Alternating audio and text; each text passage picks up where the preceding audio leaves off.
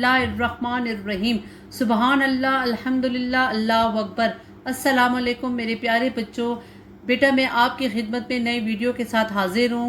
चूँकि आपको पता है कि हम लोग जमात दाहम की नज़्म आज़ादी पढ़ रहे थे और उसके लिखने वाले जो थे वो एहसान दानिश थे, ठीक है। और आज हम उनके शेर नंबर 7, 8, 9 की तशरीह करेंगे। शेर नंबर 7 है, तहय्युर है किताब अल्लाह ज़ेब ताके नस्याँ है, ताज्जुब है कोई करता नहीं तफसीर आज़ादी। इसमें मुश्किल अल्फाज है। तहय्युर का मतलब है हकारत या बेकदरी। ताके नस्या का मतलब है भूल जाना। ताज्जुब का मतलब है हैरानगी। तफसीर का मतलब है वजाहत। अच्छा बेटा, इस शेर में क्या बताया गया है कि मुसलमानों की ख्वाबे गफलत पर शायर एहसान दानिश हैरानगी का इजहार करते हुए कहते हैं कि मुसलमानों ने कुरान की तालीमात को नज़रअंदाज कर दिया है, वो सुन्नत रसूल को भूल गए हैं।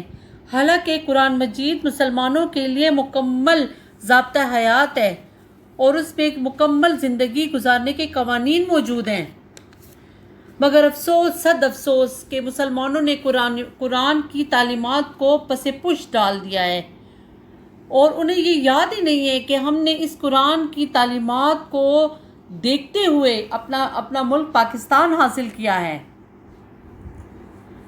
अल्लाह के पाक कलाम ने जिस तरह ज़िंदगी गुजारने के असूल बताए हैं वो और कहीं नहीं मिलते और किसी मज़हब में इतनी तालीमात नहीं दी गई, और ये मुसलमान है कि वो सब कुछ भूल गए हैं। और यही वजह है कि आज मुसलमान दिन ब दिन तनज़्ज़ुली का शिकार हैं और उन्हें मुसलमानों को पता ही नहीं है कि हम लोग कुरान मजीद की तफसीर से हम लोग कैसे अपने लिए फ़ायदा उठा सकते हैं। हालांकि वो जानते हैं कि कुरान जो है हमारे लिए राह हदायत है, राह नजात है, लेकिन बस वो ख्वाबे गफलत में पड़े हुए हैं। ठीक है बेटा, समझ आ गई। शेर नंबर 8 है, अभी तो के सलासल में है आज़ादी के दीवाने, मगर जिंदा के दरवाजे पे है तस्वीर आज़ादी। ठीक है बेटा, इस शेर की मुश्किल अल्फाज जो हैं वो तोक कहते हैं। ये वो हल्का होता है लोहे का जो मुजरिम के गले में डाला जाता है, ठीक है। यानी सख्त से सख्त सज़ा जिस मुजरिम को दी जाती है ना, उसके गले में ये तोक डालते हैं। और सलासल कहते हैं उन जंजीरों को जो मुजरिम के पाँव में डाली जाती हैं, जिसको हम लोग बेड़ियाँ भी कहते हैं। ये वो मुजरिम होते हैं जो हुकूमत या वहाँ के लोगों की नज़र में सख्त तरीन मुजरिम होते हैं। ये उन लोगों को सज़ाएं दी जाती हैं। लेकिन अब इन जो हमारे जो लोग हैं, हमारे मुसलमान जो हैं, आज़ादी हासिल करने के लिए उनको कैद किया हुआ है, तो ठीक है ना, उनको वो जो जिनका कब्ज़ा है इन पे, तो वो लोग समझते हैं कि ये सबसे बड़े मुजरिम हैं जो अपने लिए आज़ादी मांग रहे हैं। तो इस शेर में शायर इन कैदियों का जिक्र कर रहे हैं जो आज़ादी हासिल करने की खातिर कैदोबंद की मुश्किलें बर्दाश्त कर रहे हैं, यानी कैद में हैं या और जेलों में हैं और उनको अजियतें भी दी जा रही हैं। गले में लोहे के तोक और पाँव में बड़ी बड़ी लोहे की जंजीरें डाली गई हैं, ठीक है। और उनका कसूर सिर्फ इतना है कि वो अपने हिस्से की आज़ादी हासिल करना चाह रहे हैं। तो बेटा ये देखिए ना, ये कितना बड़ा जुल्म है कि नहीं। एक जायज़ उनका मुतालबा है और वो कोई ना माने तो मेरे ख्याल से इतना बड़ा जुर्म हो ही नहीं सकता दुनिया में। इनका जेल में बंद होना इस बात का सबूत है कि वो आज़ादी के परवाने हैं, आज़ादी के दीवाने हैं। देखिए बेटा, उनको आज़ादी चाहिए ना, तभी तो वो जाके अपने आप को उन्होंने उनके हवाले किया हुआ है और वो पकड़े गए हैं। और खुले आम जब नारे लगा रहे थे, खुले आम जब वो जुलूस कर रहे थे, तो ज़ाहिरी बात है जो लोग उन पे काबिज़ है उनको ये चीज़ पसंद नहीं आई और उन्होंने उनको जेलों में बंद कर दिया है। ठीक है, अब ये तो बहुत दलेरी की बात है कि नहीं, कि बंदा अपने आप को खुद हवाले कर दे कि जी हाँ, मेरा ये कसूर है कि मैं अपने हिस्से की आज़ादी हासिल करना चाहता हूँ। और इनकी ये जिद्दोजहद और ये मुसीबतें बर्दाश्त करना ही इनकी ज़िंदगी का असल मकसद है। आई समझ बात में कि देखें, जो लोग ये अजियतें बर्दाश्त कर रहे हैं, जो जेलों में पड़े हुए हैं, उनके पाँव में बेड़ियाँ हैं, गले में तोक है और वो फिर भी आज़ादी के नारे लगा रहे हैं, तो ये क्या हैं? یہ لوگ جو ہیں یہ آزادی کے دیوانے، آزادی کے پروانے، انہیں کوئی فکر نہیں ہے کہ وہ قید میں ہے کہ نہیں ہے، ان کو کوئی فکر نہیں، ان کو کوئی مار رہا ہے، ان کو کوئی پکڑ رہا ہے، بس ان کا صرف ایک ہی نعرہ ہے کہ ہمیں آزادی چاہیے۔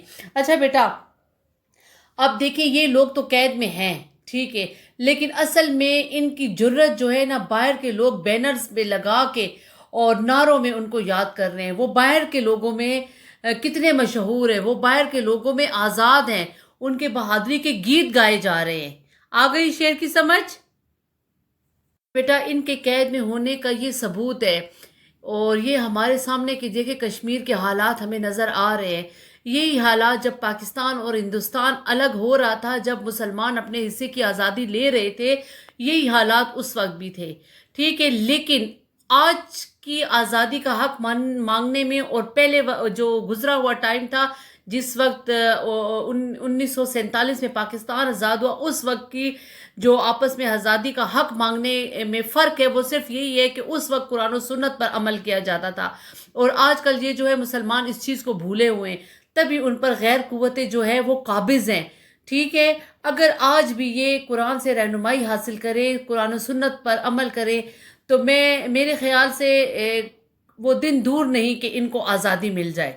تو ہم سب کو ایک ہونا ہے، ہم لوگوں کو ایک اتحاد کے ساتھ لڑنا ہے، تب جا کے ہم لوگ جو دشمن ہے اس کو نیچا دکھا سکتے ہیں، اور ان سے آزادی حاصل کر سکتے ہیں۔ شعر نمبر 9 ہے: تڑپ کر بزم میں دانش چلے آئے ہیں پروانے، اندھیروں سے مگر پھوٹی نہیں تنویر آزادی۔ اس شعر میں مشکل الفاظ ہیں۔ بزم کا مطلب ہے محفل، ٹھیک ہے، اور پھوٹی کا مطلب ہے نکلی، تنویر کا مطلب ہے روشن کرنا یا روشنی۔ بیٹا یہ نظم آزادی کا مقطع ہے، یعنی کہ آخری شعر ہے، اور اس میں دانش نے اپنا تخلص استعمال کیا ہے، ٹھیک ہے۔ تو کیا کہتے ہیں کہ اب شاعر یہ کہہ رہے ہیں، اپنے کلام کی تعریف کر رہے ہیں، کہ شاعر کہتے ہیں کہ میں جو آزادی پر آپ سے کلام کر رہا ہوں، یہ جو باتیں میں آپ کو احسان دانش کی بتا رہی ہوں نا، تو کہتے ہیں کہ یہ جو آزادی کے پروانے ہیں نا، وہ خود بخود یہ میری باتیں سن کر میری محفل میں آ رہے ہیں، یعنی یہ ہم سب سے مخاطب ہیں، کہ یہ نظم پڑھ کے ان کو یہ دل کے اندر یہ احساس پیدا ہو رہا ہے کہ ہم آزادی حاصل کرنے کے لیے بھرپور محنت کریں، بھرپور کوشش کریں، قرآن و سنت سے مدد لیں۔ سمجھ آ رہی ہے نا میری بات کی؟ اب دیکھیں ہر کسی کا دل الگ ہے، آپ کا دل الگ ہے، میرا الگ ہے، آپ کی فرینڈ کا الگ ہوگا، تو یہ الفاظ جو ہے یہ ان دلوں پہ اثر کر رہے ہیں جو کہ سچے دل سے مسلمانوں کے لیے آزادی چاہتے ہیں، ٹھیک ہے۔ اب وہ شاعر کہتے ہیں کہ میری باتوں میں شمع کی روشنی موجود ہے، اور اس روشنی کو دیکھ کر پروانے خود بخود میری باتیں سننے کے لیے آ رہے ہیں۔ مطلب اب آپ میری یہ تشریح سن رہے ہیں، یہ احسان دانش کی باتیں ہیں، تو آپ سب سن رہے ہیں نا، اور آپ کے دل میں بھی جوش اور ولولہ پیدا ہو رہا ہے۔ اصل میں یہ پروانے، اصل میں آپ جو لوگ ہیں، یہ جو جدوجہد آزادی کے لیے یہ میری باتیں سن رہے ہیں، اور آپ کے اندر جوش آ رہا ہے، اور ان کو جہاں بھی روشنی کی کرن نظر آتی ہے تو وہ اس روشنی کی طرف بھاگ کر آ جاتے ہیں۔ دیکھیں نا، شمع جو ہوتی ہے جلتی ہے تو اس کے اوپر پروانے آ کے جل کے مر جاتے ہیں۔ اسی طرح آزادی بھی تو بہت لوگوں کا خون لیتی ہے، معصوم جانیں اس میں جاتی ہیں۔ سمجھ آئیے نا میری بات کی؟ یہی وجہ ہے کہ میرے لفظوں میں، یعنی احسان دانش کے لفظوں میں آزادی کی شمع روشن ہے، تبھی تو یہ پروانے میری طرف بڑھتے چلے آ رہے ہیں۔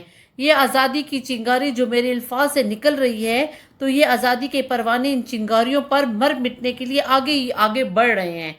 سمجھ آئیے میری باتوں کو؟ بیٹا یہ قلم کے ذریعے جو ہے یہ جہاد کر رہے ہیں، اور جو سوئے ہوئے غفلت میں پڑے ہوئے مسلمان ہیں ان کو جگانے کی کوشش کر رہے ہیں۔